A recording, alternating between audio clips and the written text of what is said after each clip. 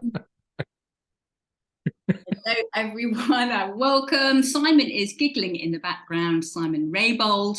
You'll meet him in a minute. Anyway, my name is Julie Mann, and I help women over 50 to enjoy amazing health, well-being, and self-confidence. And I do that through EFT, digital products, and skincare and nutrition. And Simon does so many things, including apparently fire eating. He is a TEDx speaker and trainer. He's a consultant, and he's also an author. And actually, he's absolutely brilliant. So over to you, Simon. Introduce the habits that we talk about. I can't possibly follow that. The habits that I can talk about, the ones that are not shameful. There are three kind of tools that I think people might find useful, and they are habits for not bottling it. Because so many people I work with come to me and go, I want to do this, I want to try that, I want to do the other, but I choke every time. And my habit is choking, my habit is bottling it. So there are three tools I've got here which might help people get past that choke point. And one of them, I've got the voice for this. Are you ready? One of them, it goes like this. Be more Batman. And basically, there's a shed load of research that suggests that there's a really simple way of doing things that frighten you too much, which is to create an alter ego who knows what he or she is doing, hence the Batman. Now, your alter ego doesn't have to be Batman. It could be anybody you like. But the idea is that you go, I don't know what to do. Who would know what to do? Batman would know what to do. What would Batman do? And just do it. And obviously, the answer to what would Batman do is usually ask Alfred, but let's not worry too much about trivial details like that. But it also, it gives you that sense of freedom where you're not worried about not knowing what to do, because it's so much easier to solve other people's problems. You know that thing where you kind of, somebody asks you for advice, you give them advice and they smack themselves across the forehead and go, duh, why didn't I think of that? It's because you can't solve your own problems. By definition, if you could solve your own problems, you'd have solved it and it wouldn't be a problem anymore. So instead of thinking, what should I do to solve this problem? You think, what would Batman do to solve this problem? Or whoever your alter ego is. By the way, I am making no claims here. I'm just stating a simple statement of fact. Nobody has ever seen me and Batman in the same room at the same time. Infer from that what you will. That's all I'm saying. Batman is also 6 foot tall. There's a coincidence. I'm not making any. But the other advantage of this technique is that it distances you from criticism too. So let's take the obvious choking point of going on stage and making a presentation. If I go on stage and people hate it, it hurts. But if my alter ego goes on stage and makes a presentation and people hate it, well, it hurts less because it's not me that has gone on stage.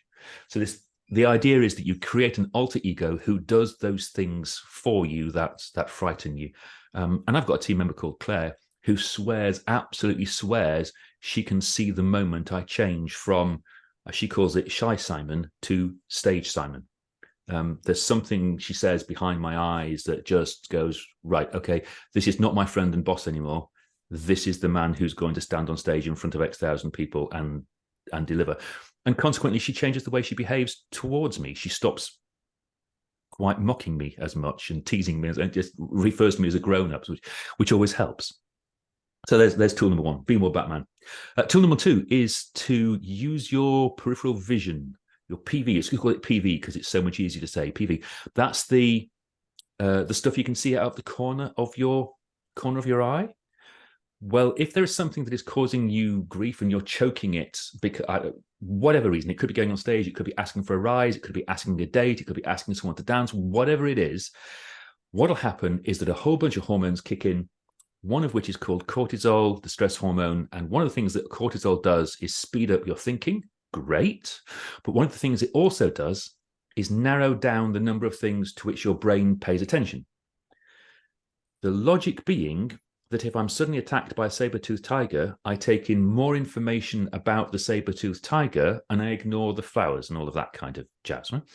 So from an evolutionary point of view, it makes perfect sense. From a contemporary society point of view, it's less helpful because it means that your brain is now obsessed with the only thing that frightens you. So I'm looking at you. You are the only thing that frightens me. My brain goes, and 100% of what I'm looking at is scary. That making sense so far? So what I want you to do is instead is make a conscious effort to become aware of the stuff that's in your peripheral vision. So I'm looking down the camera at you, Julie, and I kind of go, right, she's scary, but also there's my microphone. That's not scary. Out of the corner of my eye, I can see a picture my daughter drew for me. That's not scary. There's my mouse. That's not scary. My cup of tea. That's not scary. My wall planner. That's not scary. My window. That's not scary. And you can see I'm still looking at you, but I'm aware of all of these non-scary things out of the corner of my eye, which means I've gone from there is a scary thing in this room to there are lots of things in this room, and sure, one of them is scary, but only 1 out of the 50. So you kind of dilute the scary thing. And the final one that's potentially quite useful to people, I think, is to lie to yourself, which I always find quite fun. It comes from research of Professor Alison Wood Brooks, who observed that most of the time, what most of us do when we are frightened is try and move from what's called a negative high energy state. Oh my God, I'm going to die. And we try to move to a chill state, a calm, low energy, positive state, kind of a Zen, everything is cool state. She points out that that's lying to yourself twice, because you're trying to move from high energy to low energy, and you're trying to move from negative to positive, and your brain gets confused. There's just too much lying to yourself going on. So what she advocates instead is this. She points out that your subconscious brain can't tell the difference between reality and fiction. Your conscious brain can, but not your subconscious. Evidence she cites, have you ever gone to a horror film and got frightened by the zombies? Your conscious brain knows that they are men and women in suits with a bit of CGI, but your subconscious brain is still frightened. And then she points out that physiologically, the difference between being frightened and being excited, and excited, you can see where this is going, can't you? Excited is the high energy positive equivalent of frightened. The only difference between those is a psychological one. The physiological stuff is almost identical. The hormones are just about the same. So here's the trick. Instead of when somebody says to you, are you anxious about X? Just lie to yourself. Lie out loud and go, do you know what? Actually, I'm feeling really excited. Now, the upside is that your subconscious brain doesn't know that you're lying.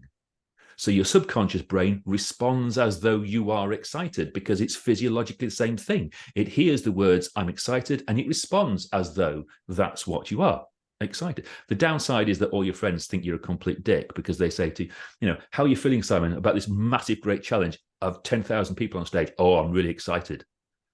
You sound unbelievably arrogant. And so you get no sympathy from your friends whatsoever. But it does mean that when you go on stage, you are genuinely excited rather than frightened. And of course, I've expressed it in terms of going on stage because that's what I'm a specialist in. But the principles apply to an exam, asking for a date, asking for a dance, asking for a rise, all of those things, or even just, speaking up in a meeting.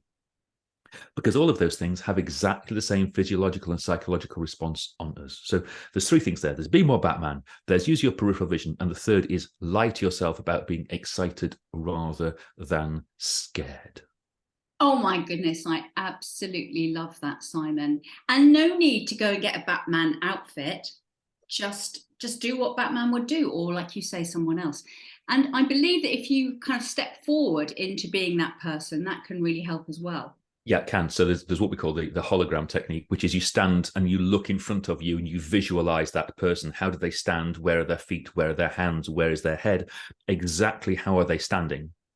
And then you take two steps forward into that hologram as though you are stepping into that armor. It almost doesn't matter how you get from being you to being Batman. And that's one of the tools. The important thing is that you do get from being you to being Batman. So mine is the way I do it for what it's worth to everybody else. And this is completely unique to me. You find your own way of doing it. Mine is to just do a forward fold, yoga forward fold, and touch my toes just because it stretches my back out and gets me a bit limber before I do all the scary stuff. So I would go down as Shout Simon and I will come up as Stage Simon, and something changes in the way I stand. But stepping into the hologram works. Having a ritual works. I know some people just hold a totem So they have a stone that, for example, that basically just think of Clark Kent going into the phone booth and Superman coming out. It's that. Excellent. One thing I know about peripheral vision. That's why we call it PV. You've got to be careful though, because PV means something very, very different to the medical profession. So let's be careful. Yes. But the thing is that the learning state is all about, if you want to learn something, someone's teaching, it's about focusing on a point and then being aware of peripheral vision, and you'll retain so much more information. So it's a really extraordinary. Yeah, because it reduces stress, and the learning thing that you're talking about there is that it also induces context. So you now have a bigger picture of what is going on to sit this learning point inside. You're right. I didn't mention that because I was concentrating on not choking things, but not, but you're right. And the other, actually thinking about it, there's something else I want to throw in here, which is that we talk a very great deal in personal development about mindset shifts and all of that kind of tosh. If you could just change your mindset like that, you'd have changed it. And we talk a great deal in personal development about things like neuroplasticity and recoding your brain to do X instead of Y. What I want people to think about is setting up some kind of life hack, some kind of mechanical device that reminds them to use these 3 tricks that I've given you. Because the very first thing that goes when you're anxious, nervous, or upset or whatever is your ability to think logically about what of these techniques is going to be most useful. So you want to have some kind of device that reminds you to do it, just like an alarm clock reminds you to get up in the morning, or whatever it might be. You want some kind of device to remind you to use these tools, so that you always remember to use these tools, so that your neuroplasticity development focuses now, so that the new approach becomes your brain's default state rather than it having to be a conscious state. And it could be you put it, I don't know, write it on a piece of paper before the meeting starts and write on the agenda, or have it on a slide if it's a presentation, or have it tattooed across the inside of your eyelid if that's what it takes. Other people I know have had things like, when I've got a meeting online, I've programmed my computer so that the 10-minute warning comes up for the meeting coming up, and it automatically pops up something to me that says, be more Batman. So that now I'm already automatically in that state of mind because I've been reminded to do it rather than having to remember to do it, because my memory, like everybody else's, is like a complete sieve when they are stressed out.